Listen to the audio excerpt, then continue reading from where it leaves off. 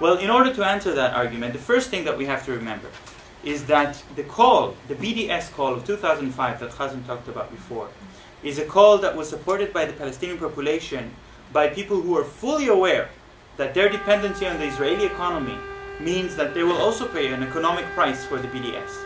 And it's not for us as either internationals or Israelis to tell the Palestinians what they have to do, or to take a patronizing position and say that's not good for you. If they're willing to pay the price because the struggle for freedom is important, and of course it is important for everyone, then we have to respect that. But that's not the whole story. Israel is a globalized economy that is concentrated in the hands of the elite. The top 10% of Israel's population, the elite, which most of it are people who are very close to the top, close to the government, with good connections and influence, are also the ones who control the largest exporting companies, the largest importing companies. They are the ones who consume international products, while actually the lower classes in Israel are also the ones who are mostly reliant on the local economy. And that creates a very good situation from the point of view of BDS, in the sense that the first people who are affected by BDS are also the people who have the ability to change the policies. So that's very important. And just to give one example, if we take one form of import, which is travels abroad, traveling abroad is considered import in economic language, then the bottom 40% of the Israeli population, if for every $1 that they spend on travels abroad, the top 10% spend $240. So that means that as soon as Israelis feel that it's difficult for them to travel abroad because there is an international boycott and the power of their currency is weakening, then they will be the first to feel it, and they will be the first to take action.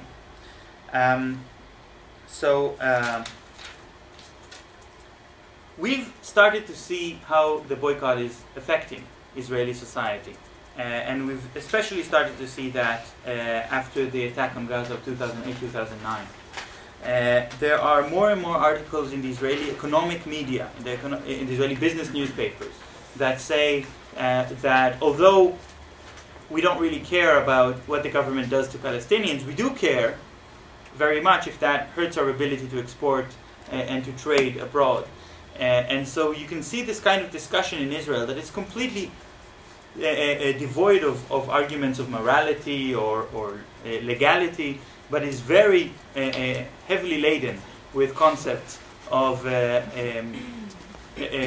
business profit and the need of the Israeli community to be accepted in the world in order to keep trading. In fact, a lot of the biggest capitalists in Israel, the largest corporations, are moving more and more of their investments abroad, because they are starting to prepare themselves for the moment where they will shift their headquarters out of Israel, in case they will feel that this will no longer be profitable for them. In a survey that was conducted by the Israeli Manufacturers Association after the attack on Gaza, they found 21% of all exporters in Israel felt that they feel the boycott, and on average, they felt that they lost about 10% of their sales because of the boycott. So in that survey, the Israeli Manufacturers Association actually admitted that Israel has lost about 2% of its exports because of the attack on Gaza. That is very significant for such an economy like Israel that is so dependent on international trade. And of course, that survey was immediately censored and removed from the media, and the Israeli Manufacturers Association refuses to refer to that census again, to that survey again. Can you please just repeat the numbers? Yeah, 21% of exporters reported on average 10% loss of sales. Okay, that may not sound significant. It's far from what we saw in South Africa, but it's a very different kind of economy. It's a very different kind of sensitivity. Was that the same question, Jan-Erik? Var det samma fråga du hade? Nej, efter det han har pratat. Okay, we'll come back to you. Okay.